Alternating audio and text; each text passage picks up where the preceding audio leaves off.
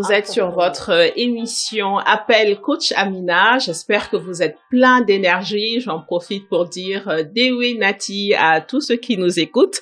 On est aujourd'hui à notre 3e session où on va parler entrepreneuriat. Aujourd'hui, la thématique que j'ai vraiment envie d'aborder et celle à laquelle je veux ouvrir, c'est les publications qu'on va avoir sur les réseaux sociaux. Comment vraiment intéresser la personne, comment faire que les gens vont réagir pour que les gens réagissent à notre statut. Ça va être la principale thématique et bien sûr, comme d'habitude, vous avez la possibilité de poser des questions en direct en appelant au 78 518 18 ou alors pour ceux qui sont connectés et qui nous suivent simultanément sur Facebook, sur LinkedIn ou sur YouTube également, je vous souhaite la bienvenue. On est ensemble pendant 30 minutes chaque lundi à 16h sur la 106.1 sur votre émission Appel Coach Amina. Alors, la thématique, comme je disais aujourd'hui, ce sont les publications que je vois de plus en plus en statut, notamment sur WhatsApp ou sur les stories, sur les différentes plateformes de réseaux sociaux. Et je trouve que le message n'est pas assez engageant. On va avoir, surtout pour les personnes qui achètent des produits qui sont dans le e-commerce, qui achètent pour revendre, de plus en plus, on va juste voir une succession d'habits, une succession de robes, de nappes de table, peu importe le produit. Et finalement, il n'y a aucun message qui donne vraiment envie de cliquer sur la publication, de poser la question « ça m'intéresse » et autres. C'est important quand on est entrepreneur de chercher à imprimer sa propre marque. Même quand on achète pour revendre, c'est important que les personnes sachent que elles ont intérêt à acheter chez vous plutôt qu'à acheter chez quelqu'un d'autre. Et même si on fait les mêmes produits, on peut avoir intérêt à acheter chez quelqu'un plutôt que chez quelqu'un d'autre. Par exemple, grâce à la proximité. Peut-être que c'est certains fournisseurs, quand vous appelez, on vous dira le produit, il faut le commander, il faut attendre 2 mois, alors que vous avez le produit en stock. Donc, l'une des raisons peut être acheter le produit. Quand vous appelez chez nous, vous êtes livré dans les 4 heures de temps, livraison express ou autre. Mais c'est important qu'on sente que, même si vous ne faites que revendre des produits qui existent déjà, qu'il y a un travail qui est fait derrière, qu'il y a une organisation qui fait que vous êtes spécial dans ce que vous êtes en train de vendre. Donc ça, c'est le premier message. Donc s'il vous plaît, au lieu de juste mettre 400 images en statut, assurez-vous que vous avez un message clé qui mette en valeur votre marque. Donc là encore, quand on va parler de marque, c'est à vous de décider. Même si votre entreprise n'est pas encore formalisée, elle peut avoir un nom en attendant que vous fassiez la formalisation sur les papiers. Si vous êtes sûr de vouloir avoir une activité de vente en ligne, de commerce, à ce moment-là, donnez un nom à votre activité, créez un logo. Aujourd'hui, vous avez des plateformes très, très simples qui vous permettent de créer un logo. Et ça va vous permettre également de personnaliser davantage votre rapport à votre clientèle. Donc, je récapitule. Créer une marque. Expliquer pourquoi c'est important de commander chez vous. Donc, comme je disais, les raisons peuvent être produits toujours en stock, livraison immédiate, parfois des offres spéciales que vous pouvez proposer aux clients également. Ça peut être également satisfait ou garanti. Donc, c'est vraiment à vous de voir qu'est-ce qui va faire votre particularité, qui va faire que les gens auront intérêt à commander chez vous plutôt que chez quelqu'un d'autre. L'autre élément également que je vois, toujours dans les publications que je vais voir sur les plateformes, sur les réseaux sociaux, c'est important également de pouvoir parler davantage du produit que vous vendez. Si vous vendez des habits, dites quelles sont les tailles qui sont disponibles, quelle est la qualité ou en tout cas le type de tissu que vous êtes en train de commercialiser, ce qui va faire que la personne qui va venir vers vous ne vient pas avec des questions auxquelles vous allez avoir besoin de répondre 10 fois, 20 fois, 30 fois. Ce que je vois souvent, c'est par exemple des personnes qui commercialisent des draps, qui vont dire voilà, je vends des draps, mais qui ne vont pas mentionner les dimensions de ce drap-là, qui ne vont pas mentionner est-ce que c'est du 100% coton ou quelle est la composition de ces draps-là, est-ce qu'il y a des thés d'oreiller ou pas.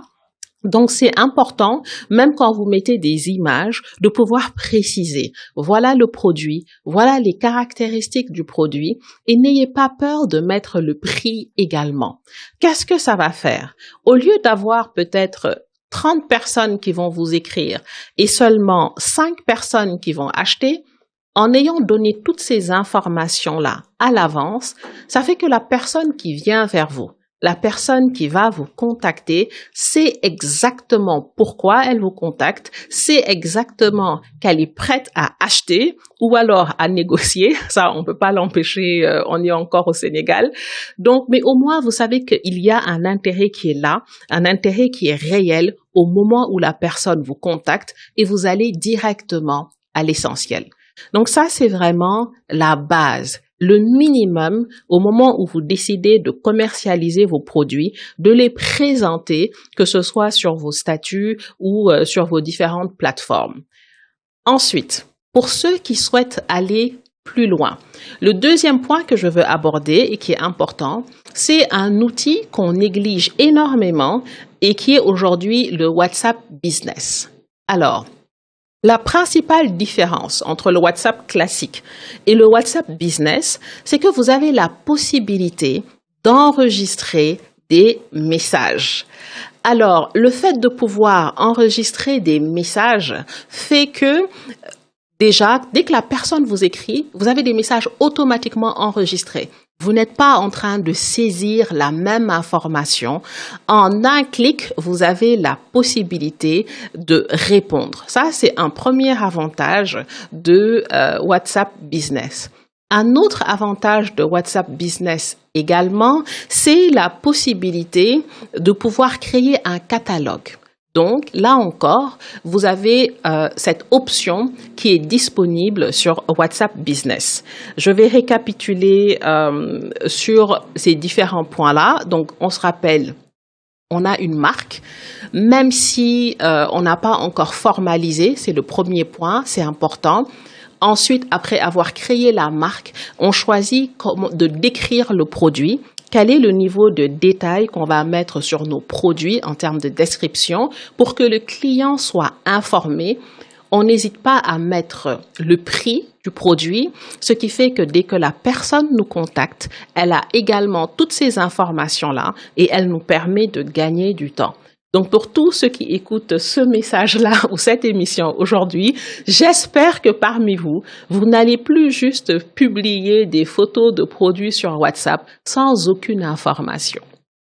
Le fait d'avoir votre marque, de mettre votre logo, d'expliquer pourquoi la personne a avantage à acheter chez vous plutôt que chez quelqu'un d'autre, parce que vous êtes capable de mettre en avant certains avantages. Le fait de mettre le prix va faire que vous allez gagner énormément de temps au moment d'échanger avec la personne. Donc ça, ce sont les premiers éléments. Et encore, le deuxième élément, c'est WhatsApp Business que je vous invite vraiment à exploiter parce que grâce à WhatsApp Business, vous aurez la possibilité d'avoir un catalogue. Le catalogue va avoir votre prix. Le catalogue va présenter différentes photos de votre produit. Et grâce à ce catalogue également, la personne peut voir tout ce que vous avez comme produit, tout ce que vous êtes en train de commercialiser. Donc, ça, c'est le message sur tous ceux qui sont dans la vente en ligne, comment bien présenter son produit. Une fois qu'on a compris que il est important de mettre une image, de mettre une description, d'avoir une marque, de pouvoir donner un minimum d'informations qui décrivent le produit. Un autre point pour tous les vendeurs en ligne, c'est de comprendre à quel point il est important de soigner la présentation de votre produit, la photo de votre produit. Le premier message sur les personnes qui vont acheter des parfums, des tissus, qui vont revendre et souvent qui vont acheter par exemple de destinations comme Dubaï, comme la Chine, les images sont toujours bien présentées, mais l'inconvénient c'est qu'on a l'impression de voir tout le monde qui vend la même chose partout. Donc c'est pour eux que je dis c'est important d'être capable de se différencier en choisissant, vous, par rapport à votre marque, les avantages que vos clients vont avoir. Maintenant, quand vous n'êtes pas en train de faire de la vente en ligne ou c'est juste acheter pour revendre, à ce moment-là, ce qui est important, c'est de réussir à prendre des belles photos de vos produits. C'est important de ne pas le sous-estimer. Je vais voir des entrepreneurs, des personnes qui transforment des produits, qui vont mettre toute leur énergie à créer le produit, faire le packaging, le présenter et qui vont détruire tout le travail qu'ils ont fait parce que la photo a été mal prise. Donc, c'est très simple. Imaginez, si on vous présente un plat de Thieboudione, vous êtes par exemple traiteur et au lieu de vous présenter le plat de Thieboudione bien décoré, on vous présente juste le riz, la tomate, l'huile. Je caricature. Mais l'idée, c'est quoi? C'est important que le produit que vous êtes en train de commercialiser, de le présenter de sorte à ce que la personne qui le voit a tout de suite envie de le consommer, a envie de l'utiliser. Donc, si vous vendez à manger, présentez le produit sur une belle table, une assiette où vous êtes en train de faire un gros plan sur l'assiette pour que dès que la personne voit ce produit-là, dès que la personne voit cette assiette-là, elle a envie d'acheter, elle a envie de consommer ce produit. Donc, c'est important quand vous êtes en train de prendre l'image de vous dire, est-ce que le produit, quelqu'un qui le regarde de l'extérieur, est-ce qu'il aura envie de le consommer?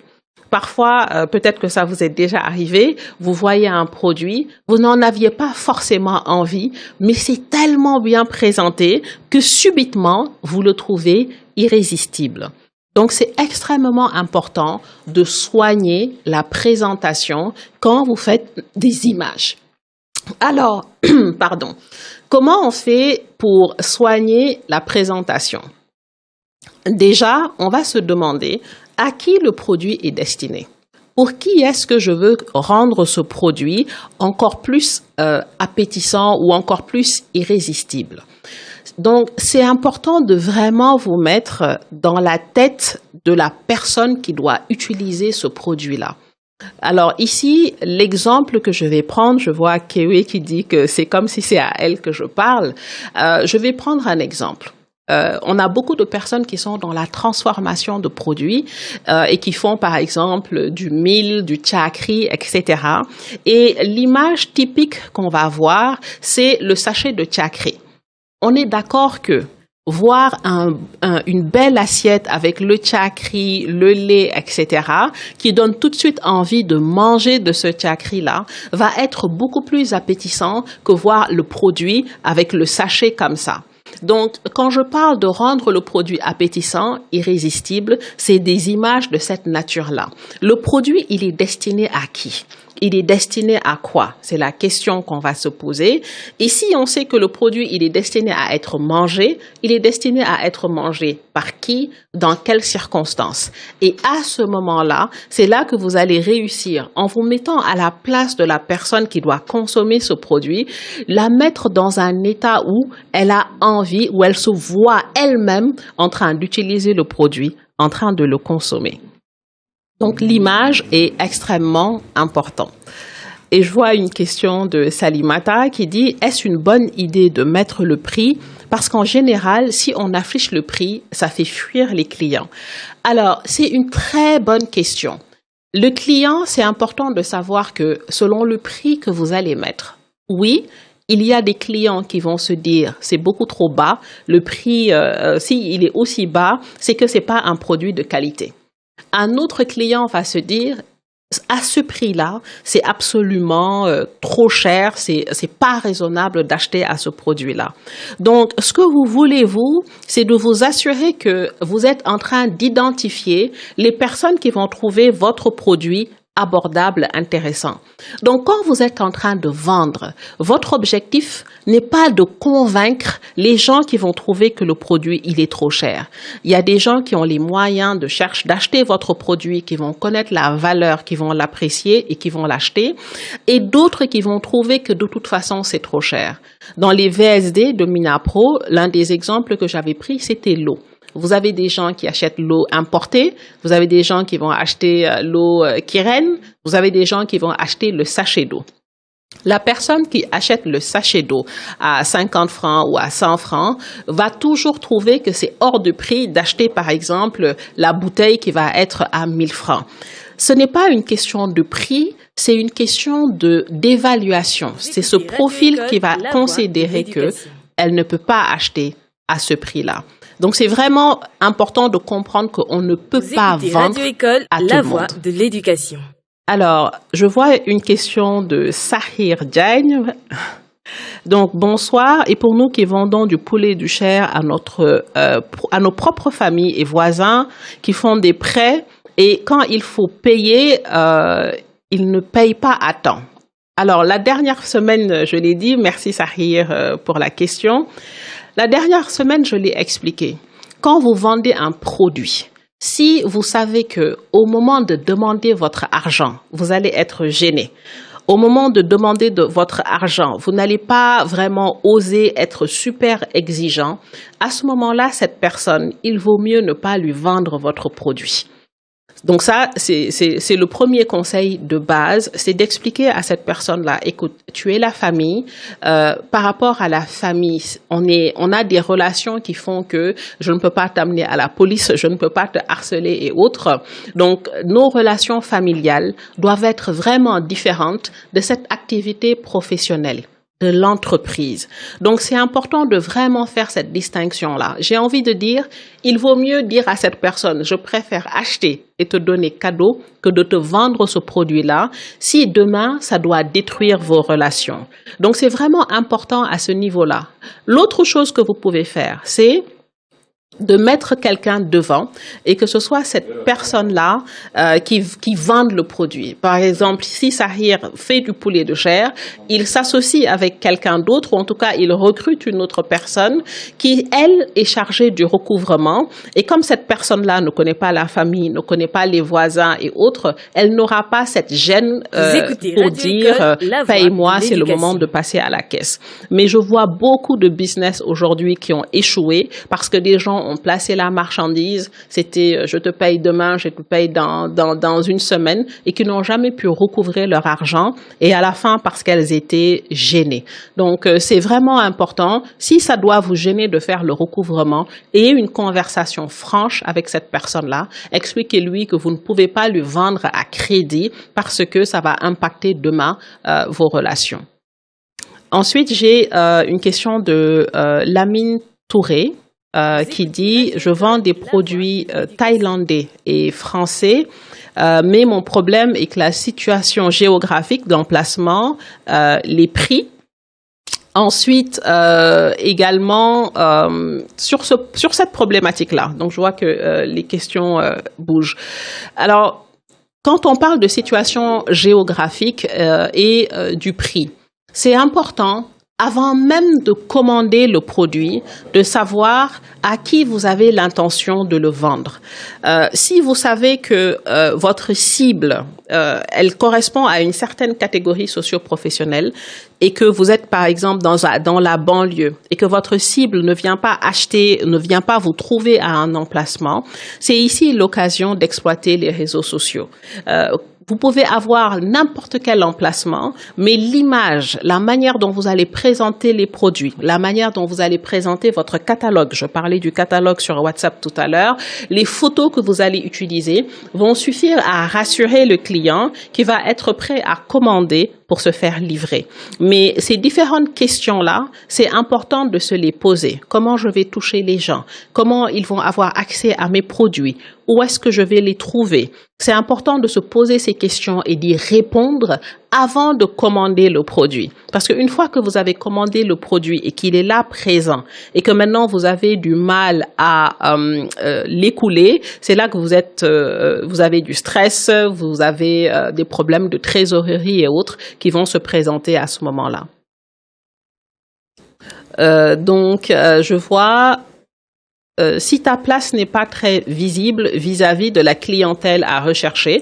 Donc, c'est là que je vais revenir sur le fait que, effectivement, si vous êtes dans un endroit qui n'est pas accessible, mettez au maximum en avant l'économie que vous faites. Parce qu'en général, les places qui vont pas être accessibles, qui ne vont pas être visibles, c'est parce que le loyer n'est pas très cher.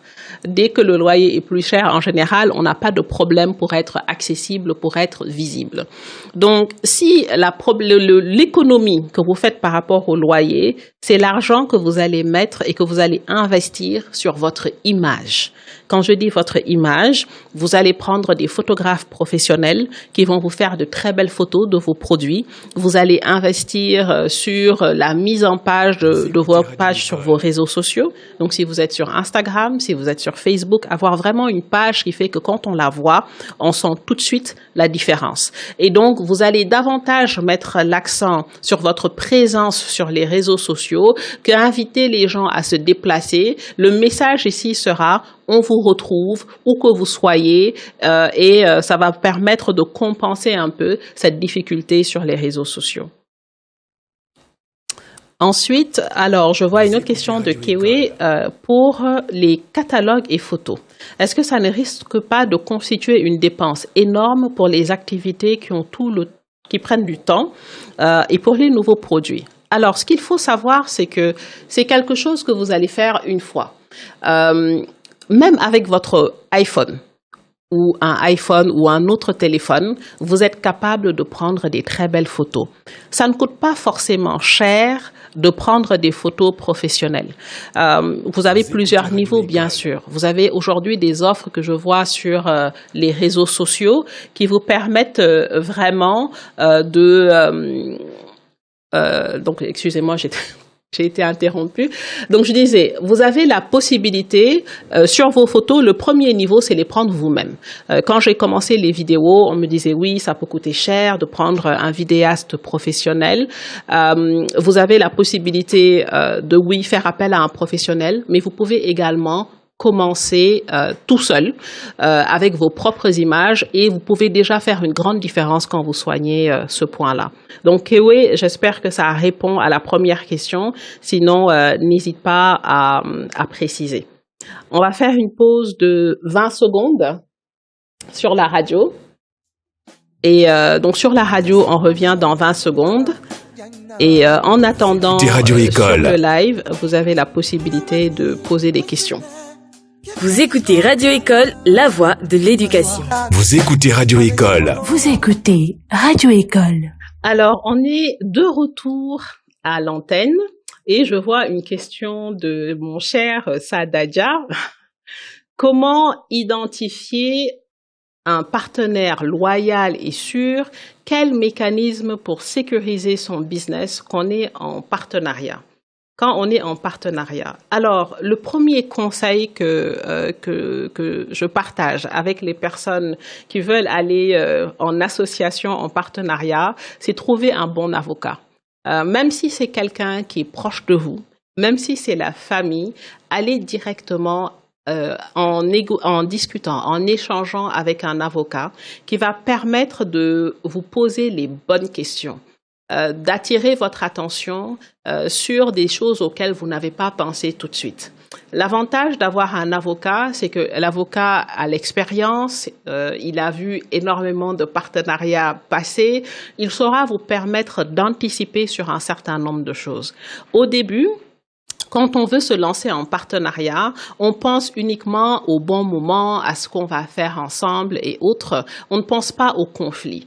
Et une fois qu'on s'est lancé maintenant dans l'activité entrepreneuriale, surtout quand l'argent commence à arriver, en général, c'est là que les problèmes se posent. Donc, la première chose, je dirais, c'est important si vous pouvez, dès le début, de vous approcher d'un avocat qui va vous permettre de vraiment discuter d'un certain nombre d'éléments dès l'entame du projet. Ça, c'est un premier point. Un deuxième point également, assurez-vous, quand vous recherchez un partenaire, que vous avez des compétences qui vont être complémentaires. Alors, je pense qu'on a un appel en ligne qu'on va prendre. Allô? Allô, bonjour? OK, peut-être qu'on a perdu la personne et que l'appel reviendra. Donc, je disais, assurez-vous, quand vous allez en partenariat, de prendre un profil qui est complémentaire au vôtre. Si, par exemple, vous êtes super en technique, compétences techniques et autres, allez chercher quelqu'un qui va être très bon sur la partie développement d'affaires, par exemple. Ou alors, si vous êtes vraiment super bon dans la partie R&D, allez peut-être chercher quelqu'un qui va avoir des super compétences dans un autre domaine. Ne soyez pas, par exemple, deux passionnés d'informatique et être juste deux passionnés d'informatique et décider de vous associer. C'est intéressant de savoir comment vous allez être complémentaires dans l'activité. Et c'est important de décider dès le début qu'est-ce que chacun va apporter dans l'activité et dans le fonctionnement. Donc, j'espère que ça répond à la question de Saada. Alors, autre question que j'avais vue également, comment pitcher correctement un projet lorsqu'on est face à des investisseurs? Alors, je pense que quand on a des investisseurs, vous avez une autre possibilité, c'est de comprendre d'abord quel est l'avantage, quel est l'intérêt de l'investisseur. Pourquoi est-ce que cet investisseur a intérêt à investir en vous? Et vous avez typiquement ce que l'on appelle la structure du pitch. Alors, la structure du pitch, ça va être l'objet de l'émission de la semaine prochaine. On n'aura pas le temps aujourd'hui de rentrer dans tous les détails, mais sachez que vous avez vraiment une structure du pitch que je vais présenter rapidement, savoir comment vous allez ouvrir. Alors, ça dépend déjà si c'est un pitch oral ou si c'est un pitch écrit. Mais ce qui est vraiment important, c'est très rapidement de présenter la problématique. Quel est le problème que vous êtes en train de résoudre en tant qu'investisseur, de pouvoir dire comment vous apportez une solution unique par rapport à la résolution de ce problème-là. Donc ça, c'est vraiment les grandes lignes générales, la problématique, la solution unique. Qui sont les personnes qui ont ce problème-là? Combien sont-elles? Parce que l'investisseur veut savoir, est-ce que j'investis dans une activité qui peut toucher 100 000 personnes ou qui a le potentiel de toucher 1 milliard de personnes? L'investisseur voudra également savoir quel est votre parcours, qu'est-ce que vous avez eu à réaliser jusque-là dans ce projet. Est-ce que vous arrivez au moment d'idée ou est-ce que vous arrivez au moment où vous avez déjà eu à tester le marché, eu à vendre un petit peu de ci, de là. Et c'est important également de montrer à l'investisseur à quoi va servir cet investissement-là. Vous demandez 20 millions, vous demandez 100 millions. Quel va être le résultat de cet investissement-là? Est-ce que c'est pour acheter des matériels, des équipements et quel va être l'impact derrière? Mais promis, lundi prochain, ça va être vraiment la thématique sur laquelle on va se concentrer, comment pitcher. Ensuite, on a une question de Ibrahima Diagne. Comment adapter nos prix pour nos clients fidèles lorsque nous constatons que nos prix initiaux ne sont pas viables pour le développement de notre entreprise? Alors, on fait comme au marché. On explique que à cause de l'Ukraine, les matières premières ont augmenté et donc le prix du produit a augmenté. C'est aussi simple que ça. Il ne sert strictement à rien de continuer de vendre finalement à perte et c'est ce que je vois beaucoup d'entrepreneurs faire parce que vous êtes en train de vous tirer une balle dans le pied tout simplement. Expliquez à vos clients et allez chercher maintenant de nouveaux clients. Cette conversation, en général, elle ne se présente que quand on a des clients existants, un portefeuille de clients existants. Moi, je dirais, donc oui, certains vont vous suivre, certains ne pourront pas suivre, mais vous, en tant qu'entrepreneur, vous ne pouvez pas continuer de vendre alors que vous n'êtes pas en train de faire des marges suffisantes pour couvrir vos charges. Donc, faites-le très rapidement et allez chercher de nouveaux clients qui vont vous découvrir avec ces nouveaux prix-là et qui seront prêts à acheter à ce prix-là. Ensuite, autre question. Salam coach, comment faire pour oser se lancer dans un domaine tabou? Alors, j'ai envie de dire tabou pour qui? Est-ce que c'est tabou pour vous, vous-même en tant qu'entrepreneur, par rapport à votre environnement? Est-ce que c'est tabou par rapport au marché dans lequel vous êtes? Donc, c'est important que je comprenne. Si c'est tabou pour vous et que vous n'êtes pas à l'aise dans le fait de commercialiser ce produit-là, j'ai envie de dire, ça veut dire que quelque part, il ne correspond pas à votre vision, il ne correspond pas à vos valeurs. Alors, pourquoi vous lancer dans quelque chose que vous-même vous considérez tabou? Maintenant, si c'est tabou pour la clientèle, là encore, ça va pas être tabou pour tout le monde. Ça veut dire que vous avez un produit qui touche une niche bien précise et il y a toujours de la demande pour ce produit-là. Mais j'ai l'impression que c'est tabou. Si c'est tabou pour vous-même, à ce moment-là, ça veut dire que c'est pas aligné avec votre vision, c'est pas aligné avec votre valeur. Vous serez pas fier de présenter ce produit-là. Donc à ce moment-là, je dirais la réflexion, c'est plus comment vous assurer que vous êtes capable de lancer, de commercialiser un produit avec lequel vous êtes vraiment à l'aise et que vous êtes prêt à défendre. Ensuite, autre question de Sakor toujours. Comment gérer un client pénible en étant professionnel? En fait, l'idée, c'est que vous devez avoir un processus qui fait que, quel que soit le client qui est en face, vous respectez ce processus-là et vos commerciaux savent gérer ce processus-là.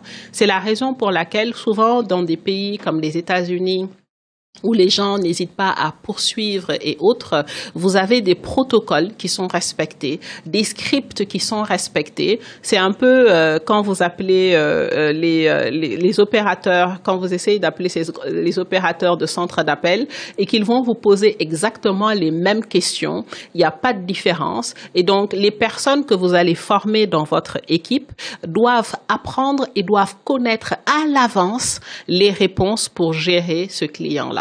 Et donc ça va faire que vous allez pouvoir être constant dans la manière de répondre à ces clients et pas gérer avec les émotions à ce moment-là. Donc, analysez qu'est-ce qui fait que vous trouvez ce client pénible. Est-ce que c'est parce qu'il demande plus que ce pourquoi il a payé? Est-ce que c'est dans le ton? Donc, analysez ce point-là. Et sur cette base, vous allez préparer des réponses qui font faire que quand vous aurez d'autres clients du même profil, vous allez pouvoir respecter ce protocole-là. Ensuite, je vois une question de Sar Marie Adja. Qu'est-ce que tu penses d'une entrepreneur perdue qui ne sait plus quoi faire? Alors la vérité, Marie Adja, c'est que on passe tous un peu par cette étape-là, à un moment ou à un autre, où on se demande est-ce que c'est le bon produit, est-ce que ce sont les bons tarifs et autres. Et ça, la principale recommandation que j'ai, c'est de retourner au marché. Donc, tout dépend de ce qui vous fait vous dire que vous vous sentez perdu. Mais ce qui est important, c'est au début, quand on se lance, de s'assurer qu'on est en train de se lancer pour répondre à un problème, pour adresser vraiment des besoins qui ne sont pas couverts. Et ce qui est important, c'est de retourner vers ces personnes-là. Est-ce que vous vivez toujours ce problème de cette même manière-là? Qu'est-ce que vous recherchez comme type de solution? Et le fait d'avoir cette connexion avec les gens que vous cherchez à satisfaire va vous permettre de vous retrouver finalement stratégiquement et de savoir quelles sont les bonnes décisions à prendre. Je dirais, si vous ne savez pas quoi faire, rapprochez-vous de votre marché. Parlez avec les gens dont vous pensez qu'elles vont avoir besoin de vos produits et ce sont ces personnes-là qui pourront davantage vous orienter. Donc, retournez vraiment au marché pour avoir cette confirmation-là. Alors, on va finir avec la question de Walter. Qui dit, dans le cadre du lancement d'une marque de luxe, quelle est la stratégie de communication à adopter? Alors, il y a des codes que vous allez retrouver dans le luxe donc c'est important déjà de les connaître et c'est important également de savoir par rapport au positionnement que vous voulez avoir parce qu'on dit marque de luxe, mais marque de luxe par rapport à quelle cible encore une fois. Donc, c'est important. Le conseil que je pourrais vous donner, c'est déjà d'aller voir dans votre industrie, quand je parle de codes que vous allez avoir dans l'industrie du luxe, allez voir qui sont les meilleurs dans le domaine dans lequel vous êtes, là où vous souhaitez vous positionner, comment ils communiquent, qu'est-ce qu'ils font. Une fois que vous avez fait cette analyse comparative-là, ça va vous permettre d'identifier des points communs, pas pour appliquer ces mêmes points communs-là, mais pour vous permettre de décider, vous, comment vous allez vous positionner par rapport à ces éléments-là. Autre point également, de bien comprendre quand on dit marque de luxe, ça va être par rapport à quel pays, par exemple, parce que ce qui va bien marcher au Japon dans le luxe va être différent peut-être de ce qui va marcher en France, va être différent de ce qui va marcher en Afrique. Donc, c'est important de vraiment chercher à vous rapprocher de cette cible-là, de cette clientèle de luxe que vous voulez viser pour savoir où est-ce qu'ils mangent, où est-ce qu'ils consomment, où est-ce qu'ils vont quand ils ont besoin d'acheter des produits, est-ce qu'ils commandent en ligne, est-ce qu'il y a des types de magasins dans lesquels ils vont se retrouver. Donc, je dirais que ce soit une marque de luxe ou autre d'ailleurs, c'est très important avant de lancer cette marque-là, de vous rapprocher de cette cible pour savoir quelles sont leurs habitudes de consommation, comment ils se comportent, à quoi ils s'identifient. Et là, ça va vous permettre de savoir comment vous allez pouvoir projeter une image à laquelle ils vont pouvoir se référer ou qui va leur correspondre. Donc, on termine avec la question, j'avais dit on termine avec la question de Walter, mais on va terminer avec la question de Abdul Hadir qui dit « Qu'est-ce qui fait que plus de 80% des nouveaux entrepreneurs ne survivent pas au-delà de quelques mois, voire quelques années ?» Je dirais le principal problème, c'est de proposer une offre qui ne correspond pas à la demande du marché. Ça aussi, ça va être l'objet de l'autre thématique, après la thématique sur le pitch. Souvent, on lance des produits que l'on aime bien. On lance des produits parce qu'on a une idée de ce dont les gens ont besoin, alors qu'on n'a pas passé suffisamment de temps avec ces cibles-là. On ne s'est pas assuré de leur demande, ce qu'ils veulent, sous quel format, dans quel conditionnement, dans quel packaging. Et donc, cette déconnexion entre ce que nous, on propose et ce que la cible demande réellement va faire que beaucoup d'entrepreneurs vont échouer parce que soit le produit ne correspond pas au marché, ou alors parfois ça va être une mauvaise gestion également. Mais comme je disais, c'est une grande question qui mérite son émission à elle toute seule. Donc je vous remercie d'avoir été là, d'avoir posé toutes ces questions-là. Je vous donne donc rendez-vous lundi prochain à 16h. On va parler du pitch aux investisseurs et donc je vous attends pareil sur les différentes plateformes, à la radio sur la 106.1. Également sur Facebook, YouTube, LinkedIn, selon votre plateforme préférée. À bientôt.